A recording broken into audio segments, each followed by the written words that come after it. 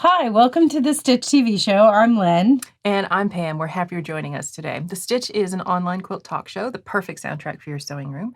Join us for twice monthly talk shows, virtual stitch-ins, tutorial videos, online quilt classes, even more, which you can learn about at thestitchtvshow.com. Today we're going to be talking about the best quilt blocks for multiple layouts and sharing tips for getting ombre effect with fabric. We're joined by my quilt, a log cabin quilt. I don't know that I have a name for it. It's one of my first quilts, but it's a sunshine and shadows pattern of log cabin. Well, huzzah. Huzzah. Our show today is brought to you by our friends at QT Fabrics, and you can learn more about them in the link in the show notes. Yeah, so we've got the Jelly roll, well, or 2.5 inch strip set. I don't think there's an official name. I know it's the speckles line, but I like the speckles line, which is kind of appropriate given the upcoming topic on ombre fabric. I think so too. And then I just thought their notepad was super cute. It is. We may have extras of these. Do we? Oh yeah. Oh, they're good. They're I'm all in a keeping bag. this one. Their bag over here. Ha ha ha. Alrighty, so let us, what is even this first topic? Because I saw it on the spreadsheet of like things to talk about, and I'm like, what? So best blocks for multiple layouts, which I interpreted as I wrote the topic. Blocks title. with elements that you could switch around, and it may look like it's like got the same elements, but then you reorient and turn the pieces, and they turn out different. I think that's a good variation of what my mind was thinking. What my mind was thinking is, okay, let's say you only like to make the same quilt block over and over and over and over again. Like that's your jam, right? And which I kind of think you do this more than I do. Like you tend to make the same, although you do it in elements. But my thought was, what if you like to make the same block over and over and over again? How many different layouts and patterns and looks can I get from just one block? Mm-hmm. And which blocks are the best for that? So that's what I was thinking. Jacob's Ladder. It's totally, yeah, it's a good one. I think the classic for this is the log cabin. And it's the simplest to sew. I think as a beginner quilter, like it's one of the best basic blocks that you can sew with, that you can make. And it's the key with the log cabin is to have a light side and a dark side. And then you get, sunshine and shadows. You can do stripes. Or a barn raising layout, which is where it starts in the center, kind of radiates out in rings. You can do, just a variety of different, you could do chevron look. Yep. You could do just tons of different, bigger squares and smaller squares and bigger. I mean, it's just got a ton of different, I think, variations on it. But I think any quilt block that has a strong diagonal line, you can do that same thing with, which is why I shouted out Jacob's Ladder, which is a block that has 3-4 patches on a diagonal and then half square triangles on the corners. And how you flip those half square triangles can give you dark or light or And whether in your 4 patches do you have like a very strong like connected, either dark or light line going through it, or if you turn those 90 degrees, it looks just a little bit different. It does. But it's same elements. It's the same. So I think we're both on the same page. My other suggestion was just plain half square triangles. Because I think one of my favorite quilts that you made that I ended up ripping out of my hands. I didn't know. That is not true. You said, this is yours. No, I actually threw it. And accidentally, kind of hit another guild member with it too. But I forgot about that part. Whoops! Sorry, Deborah. I did forget about that. It was a quilt. It's not like there were safety pins still in it or anything. Yeah, no, there wasn't. So, but one of my favorite quilts that you have done that I actually happen to use in my living room to this day, it's one of Josie's favorites, is just half square triangles. Yeah. And it's not that it was even a dark or a light. It was a solid color and then a multiple different prints that went well with that solid color. But because you had a distinct difference, you were able to do I think what you did is you took the barn raising and you kind of put it off center. Yeah, which is one of my favorite looks because I think it adds more interest and it's at least a little more, not challenging, but a little more interesting. You have to like pay attention more when you're sewing it together to make sure that you're not getting stuff Flipped turned. weird. Yeah, so I just like kind of that off-center look. And I think it keeps your eye moving more than just like target rings. Yeah, which is essentially the barn raising is Right. like a target ring. Yeah, exactly. And what I find interesting too is you start with the barn raising, but then you decide like, well, I'm going to have one big kind of set of rings in one spot, and then you add like a smaller ring. So you start to create a little more interest from just a simple barn raising, which again, you could get with a log cabin, half square triangles, like any of these things that create a very strong diagonal line. Light and dark side, or specifically contrast a solid and a print, or two solids very different in color, your high contrast colors. I think it would be, well, you could do them even more subtle where it's, light blue and dark blue. Or do you think that it's feasible to get the same variety on a block that doesn't have a diagonal orientation, but instead a very strong like horizontal and vertical? Because when I think about blocks like a 5540 Fight, which uses V blocks set at like, if it's a clock, it's like 12, 6, 3 and 9. They've got V blocks, so there's like either very strong points or very strong star points, depending on which way you're turning those things. And a V block is a very sharp angle triangle. Yeah. Take a flying geese and like stretch it so it's square. Instead of it being long and fat, it's tall and skinny. Well, it's square. It's not real skinny. Well, some of the triangle is, Some of the V blocks are. I mean, they are longer. I'm thinking of it as a right. That classic block is done in a square. So can you get that similar look if you've got a block that has very strong horizontal and vertical lines instead of diagonal? Absolutely. I think you can. It's just going to give you that very like cross-like look when you start butting them up together. I'm really attracted to, and I know this isn't for everybody, but I'm really attracted to blocks and quilts that don't have sashing. I mean, and I know there's good reason to have sashing. Like if you're just starting out, sashing helps you cover a multitude of mistakes. Uneven block sizes. Right, exactly. I mean, there's lots of good reasons for sashing. It can set blocks off that need to be set off, but I'm really attracted to blocks that just butt up against each other and what happens when they do that. I think that's really interesting. But I think, too, you can also you don't have to treat sashing as a fence. It could be integrated in design because pieced sashing can extend the visual elements of a block.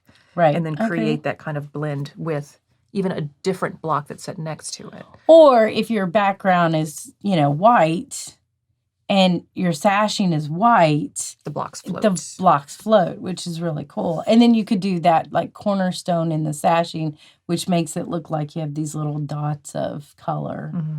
Mm-hmm. But I think that any block that has a strong like lines, whether it's an X or a cross or a light or dark side, I think those lend themselves to very much multiple layouts for getting different. Like if you're making a bunch of quilts to give away and you just want to sew, you don't want to have a plan. I think these kind of blocks, once you're done sewing and you're like, all right, I've made enough. Now I want to put it. And you do this all the time. Yeah, I tend to do Scrappy Trip Around the World, which is actually a free tutorial from Bonnie Hunter. And it's basically like 2.5-inch strips cut to a certain length. And then there's 6 of them. And then they end up, and there's a tutorial video we've got on this about like how to choose which fabric placement you use to create that strongest diagonal line. And it's basically like, what's the strongest fabric when you look at this? When you look at the block with like 6 crazy different scrappy fabrics, like what color stands out to you? Oh gosh, it's the strong red, as opposed to another one, like, oh, it's the yellow. So it's not even a light and dark thing. It's which one is the strongest in that when you're just looking at that 12-inch or whatever block, and Yeah. it's that. Well, I that's just quilted one of those last night. did you? I got 20 of those blocks made, slapped them up on a design wall, set them up. And in there again, because it's got that diagonal line, you could do sunlight and shadows. You could do, barn raising. Mine tend to be just kind of like they just end up like a strong kind of, I'm trying to X? think. Basically, it's like a big crosshatch on the diagonal. Right. And it's Well, 20 blocks. when you think about it, I mean, the Irish chain is essentially Yeah. a light and dark. It's a little 4-patch with a background color matching one of your two, Mhm. and the rest is going to float, and that's an Irish chain. I just made one of them too. And you know what? Here's the truth. I had no idea what she's making because we haven't talked all week because you've been super busy. Well, no, so the Irish chain honestly started, I didn't take a picture of it, so I can't even show a photo. It's like in its new home with a person that needed it because they were sick. Well, didn't need it, but were very appreciative of it. And No, they always need a quilt. You always need a quilt. When you are sick, come on, you need a quilt. True. And you need to have friends who love you and make them for you. I just think that's true. But what I didn't anticipate with this topic is thinking through, I created that quilt based on blocks I had gotten in a swap. Oh, because okay. I had asked for I just want star blocks that, are green with a white background. And I knew that I had a ton of green and white of my 2-inch squares that I use as leaders and enders. And then I've just been piecing 4 patches of those in anticipation of I'll set these into something. And so when I got those star blocks, I ended up kind of setting those up and then using those as spacers between the Irish chain blocks. Oh, that'd be pretty. And so you could even do that with a log cabin or anything else with that diagonal line. If you use those to set a focus block. Right. And also remember, I think in these multiple layout ideas with these single blocks, they would also look different when you set them on point. Yes. And you can get another set of layouts when you set a block on point. It's going to change the orientation of the quilt. And I just think that's something to consider. That now, if you do something on point, you have to make the setting cornerstones and triangles. And so I want to ask, because there's 2 ways to do that. Yes, there are. One way you sacrifice. One way you just make all the blocks you need to create your thing, and then you just trim off all the extra pointy bits to make a straight edge. That's what I said as sacrifice. You were sacrificing your work. So with that, if you're going to go with that method, what I would do is lay your quilt out, mark with chalk or a disappearing, ink, something like that, disappearing blue marker. Mark that with a ruler. Do a stay stitch, which is, anywhere from a 2.5 to 4 millimeter kind of basting stitch, essentially, on that edge, and then trim. So stitch that kind of stay stitch line, which is a clothing term for when you're making apparel, just on the inside of that marked line. So then you could trim on the marked line. And not have weird, and then you're not going to deal with the bias as much if you do something like that. Now you could also do starch. That's not everyone's favorite thing, but I find just stitching all the way around the edge. It's kind of like the victory lap is another term. That's what Krista Watson refers to it as. I agree. Yeah. Helps preserve that edge and keeps it from just wildly blowing out. Right. Because it's bias. Or you could be super legit and go with setting triangles and corner triangles that you're basically cutting a really giant block. And so there's lots of websites out there with the math for it, but basically when you're doing a setting triangle, you need to get for a 12-inch block, I think you need an 18-inch square cut on both diagonals to set that. I use the Robert Kaufman app. Oh, yes, that is a good app. And it will give you the dimensions for setting triangles, because you need 2 different kinds when you set something on point. You need something that goes on the sides, the top and bottom. Those are different triangle sizes than the corners, because the corners are smaller than the other ones. And what you do is you put in your how big your block is, so if it's 10-inch finished or whatever, and then it will tell you the two different, how big to cut, the two different types of Yes. setting triangles. So that's very useful, and then you don't have to worry about math. But the Robert Kaufman app is one of my favorite quilting tools, I'll be honest. I use it a lot. I go to it for that for the most part. It also does like backing calculations and binding, but I usually can figure that stuff out on my own. Okay, well, I go to it for, I've got this weird piece of fabric size, and I know I need X amount of squares out of it or this much. I'll go to it and check. Do I have enough? Mm-hmm. And a lot of times, if I don't check, then I run out. Then I'll look at it and go, I got plenty. Whatever. It doesn't always. Then there's panic phone calls to a friend who goes, do you have any more of that fabric? Can I have some? I just need a 2-inch strip. Give a girl a 2-inch strip. That's all she needs. And then I'm just like, make a design choice, honey, and just put like Yeah, your little quirky, like, hey, I'm different. That's your black sheep strip. Well, what happens is then I have to repent and apologize and say I'll never do it again. And then here we are, still talking about it. It's totally true. It's totally true. Only times when I've really gotten into trouble is we were going to give away a kit of something, and I was making a sample, and I was like, if I take very much more, there's not enough for the kit. And because we always want to get, when we give away kits, it's always like extra in case. Generous. And we're not. So anyway. Yeah.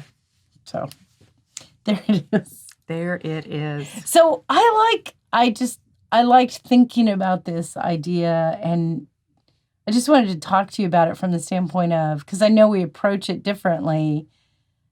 Now, talk about the units, because you treat units, you turn those when making a block itself. Yeah, you totally can. And honestly, the best place to see this in action is Bunny Hunter Mystery Season. Oh, I agree. And when you search for the hashtag, and I didn't do her latest one from 2019, but in years past, if you just search for like hashtag Quiltville Mystery, you'll start to see a lot of repetition. And then there'll be like a couple wild ducks that were just like, I totally turn these units around. And so they take Bonnie's instructions and, they'll mix up the colors, which is pretty common. But then they're like, well, she said put the block together this way. And then I just turned these units like 90 degrees or 180. And then you're like, holy moly, that's completely different. Right. And so if you look at that hashtag, you'll see a lot of good examples of same pattern, same quilt. A lot of people do it, so there's lots to look at. And you can see the difference that makes. And honestly, that's one of the good things about a design wall or design floor or design tabletop or whatever you've got, where you just like have your block, your little unit set up. If it's, if it's a 9-patch, it doesn't work so much. But one of the star blocks, like a sawtooth star, and you just like, let me just see what happens if I turn things. This, yeah. Does this, sometimes if you'll have half square triangles in the corner and it'll be a really dark on the outside edge. If you put those 4 together, then you get this little square on point. Or if you turn just 2 of them, then you get a half and half.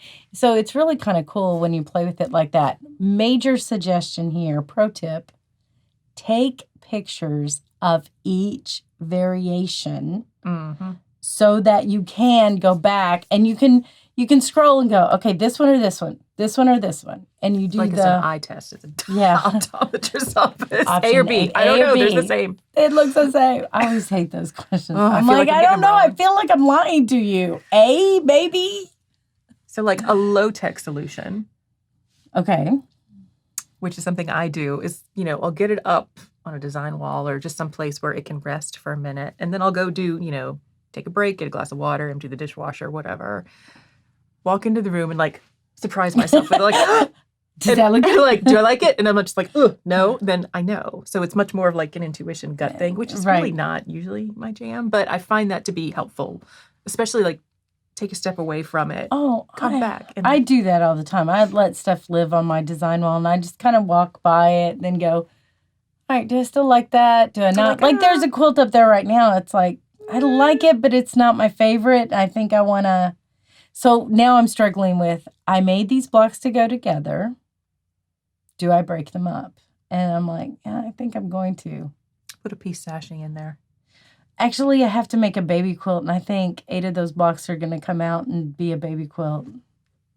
Because it's real strong. There's a lot of blue and then a lot of lighter oranges in it. And I was like, if I take out, I know that it's going to be a girl and she wants pink. So there you go. So I'm going to take out that and put some pink. I was thinking about some pink. Like pink and orange?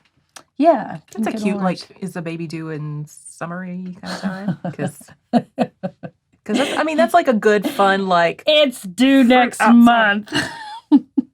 The shower's next weekend. Let me impart some knowledge to you, Lynn. The shower's next weekend, and knowledge. Babies don't care. Babies do not care. I know. Babies don't care. No, the shower's next weekend. I at least have half the blocks done.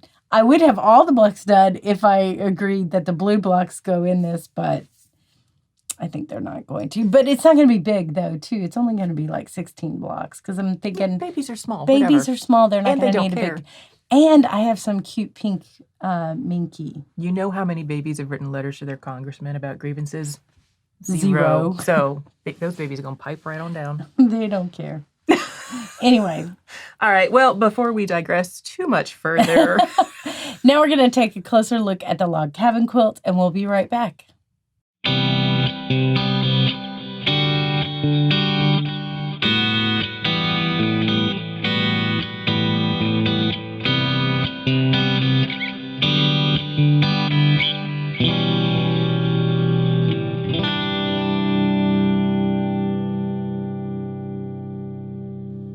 Okay, we are back, and we are going to talk about ombre effect with fabric, which I know you put this down. I think you've been wanting to talk about this for a while. Sure. Yes, I put it down. And now I'm questioning, like, why did I put this do people down? know what ombre means? Okay, explain ombre. Ombre. Similar to the term gradient. Agreed, yeah. I interpret ombre as a change in color that gets you from a light to a dark, typically. However, the same color? That's how I interpret ombre. Whereas a gradient, you could go from like pink to blue. Then there's like oh man, I didn't look up the term. No, but it's okay. I think we can talk about both because that may just be a me thing because I work with designers professionally. And we have a lot of arguments about gradient versus various other terms. And we also argue about hyphens and M dashes versus N dashes. It's very exciting. The whole big like M versus N dash scandal at the beginning of the year. Okay, well, there it is. Not the point of this show. However, so within a quilt or any project and you're transitioning from one color to another, that's the dealie. Okay. So I, of course, was like, how about some solids? That's one way to do it. So this came as part of a set. Now, admittedly, I think these flip around. Yeah, I think so. So you're going from like light to dark in a bunch of tans and browns. Tans and browns, yeah. There. No, that's right. So white, too. Yeah, white on down, too. There used to be darker browns in there, but I use them for something else. Oh. I'm like, you can go much darker than this. Oh, totally. You could go to like even black. A rich dark brown, black. Yeah. So this is one example of it. And you can find a lot of these types of pre-cut kits, either in fat quarters or, strips already put together that do the work for you. Mm-hmm. What I find more challenging is when I'm like, okay, but if I was going to bring in prints with this, how would I do that? Which I think is where you're really strong. I really actually like doing this. Like, it's one of my favorite things. And I think one of the best quilt layouts to try this on is the Lone Star. Because it gives you like 8 or 12 different like rings, depending on how big your Lone Star is, how big you make the blades. And that forces you to a specific number. And I think the challenge is, okay, how do I go from this dark center and I think you all have seen some pictures I've posted up of some that I've done, but I'm usually like, I'll take 2 colors, red and green or purple and, what was that one? Purple and I think it's green Orange or and green, yeah. orange or something. And how do I get those From two one to the other. from one to the other? And here's where prints are your best friend. They really are, because you allow the prints to say, okay, this print is just mainly red. So the next print, if let's say I'm going to red to green, so the next print I'm going to choose is going to be a different shade of red and may add a little bit of green into it. As like a leaf or a circle or whatever. Right. And then the next print's going to have more green than red. And then the next print's going to have just green leaves. And the next print's going to be a solid green. So you're going to get there. But you have to go through some, and you can go through another color to get there too. I'm going to go over here to the side and show you. So just a second. So let's say I'm going to start with this red, right? And I'm going to go really kind of a crazy way to get there too. So that's pretty dark red. Then I'm going to use a lighter red, to go. Those do not match. They look horrible. But when I start adding some others, now notice now I'm going to pink, because that has a pink. I know. And now I've got pink and red. So I'm going red to pink and red. Now I'm bringing in the green, because I got pink and green. A little bit of more pink and green. Now I'm going to go full on green, right?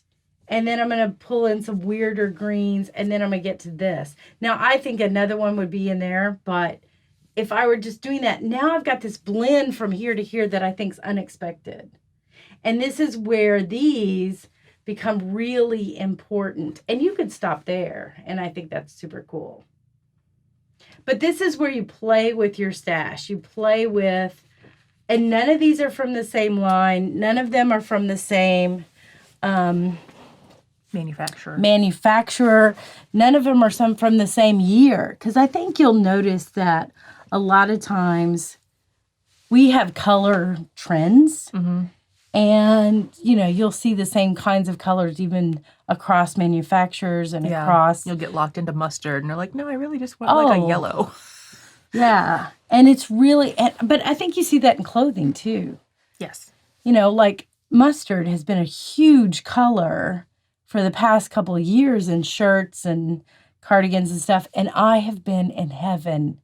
I have bought more gold and mustard because it's one of my best colors to wear. And for years, you didn't see it at all. And I just look at it, I'm like, nope. Oh, yeah. Do not need to look like I've contracted a serious disease. And I love it because it's like now, so I've bought more tops than I did for probably 5 years, because it's all these colors that I'm really attracted to, with the mustards and the burgundies and stuff like that. It's that warm side of the color wheel that I'm in love with. And so anyway, but I think when you do something like this to make an ombre with fabric, I think you're just going to have to figure out how. I think the easiest way to do it is pick 2 colors, mm-hmm. and then pick fabrics, prints that kind of have those 2 colors, to where there's a center color, center fabric that has almost an even mix of both of them. And then get really crazy and pick 3, and then go from red to pink to green to turquoise blue. Okay, but that's 4. So now we've got fabrics. Yes. What do I do with those in my quilt? You cut them up and sew them together. So let's say you wanted to preserve that gradient in your quilts. You could pair it with a completely different background fabric. And Absolutely. You start making consistent, like even just start with half square triangles. Yep. And keep the green fabric down in one corner and your red fabric in the other corner, and then you just fill in with half square triangles. There is a technique, and it was a real trendy technique back about 15 years ago, 20 years ago, and they called them watercolor quilts. Yes. And the whole point of the watercolor quilt is that it was so intense color, and it was essentially a gradient, and it was a trip around the world layout. Yes, made with 9 patches. And it got you to have such a close that you couldn't tell the difference in where the seams are, because it was so saturated design. And what they used most of the time was florals and very busy dense floral, picture or, graphic on it. So that's, I think if you're interested in this kind of thought process, look for watercolor quilts online. I'm sure there's a ton. I have the book. Oh, there you go. Because I took a class in that. Oh, did you really? I did, yeah. And that's how I know it's 9 patches. And the one I had done. Yeah, I couldn't have told you that. I thought it was Trip Around the World. But you're right. That's now that I'm thinking layout about style, yeah. And the sample that I had made, I picked a line of fabric, and it had there was either like a teal color or a pinkish color, and they had daisies on it, and the daisies changed in scale. And so I was trying to get from all right, if I keep the pink in the center and try to get to the blue, what does that look like? And so that's how I played with it. So I stuck with a single fabric line for that. If you can find a fabric line, just to cut out some of the hard work of the mental This is processing. more difficult than I think people realize, but it does make your quilt so freaking unique. Even looking at something like this, because you could gradient like a rainbow is technically a gradient. So you could use something like this and go and make your pieces using out of a line of fabric. That's what I did with that quilt upstairs that we haven't talked about yet. Okay. I don't know what that means. So you could easily start with a line of fabric and do the same thing if it's oriented in a way that it goes from light to dark or from one color to another. You know who does this really well is Tula Pink. Her fabric lines do this really well. Yes. Because she usually has 2 or 3 really strong colors in her fabric line. Like it'll be like a chartreuse green and then a blue and then a hot pink. And she will blend those colors together. You could buy any one of her lines, just that line. And her lines blend really well. They really do. And I think she's just a really popular designer, and that's kind of her thing. Now, she uses the same palette consistently and has for, 15 years at least. Yeah. Not that that's a bad thing. I love her stuff. I'm just saying this is who she is, and this is the palette. She kind of lends herself to that bright color. So if you're not into that, go look at Jo Morton's stuff because she uses the reproduction things, and those can be, kind of get an ombre look with, 1800s reproduction fabric too. So. Yeah. But I did want to say one other thing. Your other choice is hand dyes. Hand dyes. Hand dyes will, and this is, so this is not only a neat hand dyed, and I think this is by Frida Anderson. I just said Kahlo. Very different Frida. Okay, I was looking at you going, I think I've got her last name right. And then I was like, But notice how it goes from green to blue to purple to red to a little bit of orange and then back to green. So this is like a tool for you to go, okay, just lay this out and say, I need to find fabric that match this. Now I need to find fabric that'll look good with this. And then once you do that, I think it will help guide you as, all right, I'm not looking at the fabric as much as I'm looking at, does it match this? And ignore this. Does it match this? Ignore. Do you see what I'm saying? Yeah. So this may be a tool that you could use if you had a hand-dyed piece that's got the ombre gradient effect to it, especially one that you like. Mm-hmm. Then, use that as your guideline, as it's like a paint chips, kind of thing. So that was another thought I had when you put this out. I'm like, well, you can always use hand dyes. If you're into the technology piece of it and you're in a program like Adobe Illustrator, right? And you're just like, I'm going to draw a rectangle and then I'm going to set up a gradient in it and I want one color to be, at this end and a different color here. And then software will do the work for you. Right. Kind of hold stuff up too. And then print that out. And then you've got to look on, okay, you will use a lot of ink. So if you're an will. ink conservationist. And sometimes Or the don't way, print it out in black and white. the way that it wants you to get from red to green is like through Browntown, which is not always a fun place to go. Right. So you can like set up, your pink color in the middle. So Right. then you have like a 3-point gradient to get from one to the other. So Yeah. just be wary of that if you're playing with software. But I think that that's a great tip for just someone who's kind of, well, I want all of these. Like, here's the challenge sometimes. People will say, I want yellow and purple and red and chartreuse in my quilt. And you're like, oh my God, those do not go together. How do I do that? Set up a gradient like this in one of those type of programs, print it out, and then start matching to that and seeing if your prints can, you'll be amazed at, it's not as hard as you think. Someday your prints will come. You totally just thought of that. I did. I wish I'd written that into the outro. It's not. It's not. That was good, though. That was a pretty good one.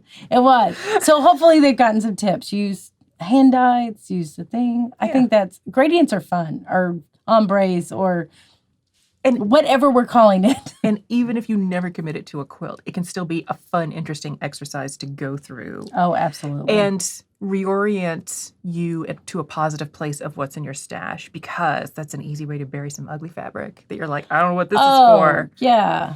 It's for getting from one place to another. Honestly, this fabric's been in my stash for freaking ever. Yeah. And I have used it more lately because I've been playing with the gradient stuff, because I just did this Lone Star quilt that it has it in it. I was like, oh, I should use that more. It's got a great, combination of stuff. So there you go. There you go. Well, so are you a quilt blockhead, or do you have any tips for what we've talked about on this show? Please leave a comment on our blog or in the YouTube episode, or even in our Facebook group, What's Up Stitches, to let us know. And that's all we have for today's episode. The show's been made possible by QT Fabrics. We'd like to thank Big Think Production for helping to produce The Stitch. If you've enjoyed this show, please like, share, and subscribe. And don't forget to turn on notifications on YouTube. More about our show, as well as links to purchase fan gear, online classes, and quilt patterns, can be found on our website, thestitchtvshow.com. Tune in next time for more quilting chat with friends.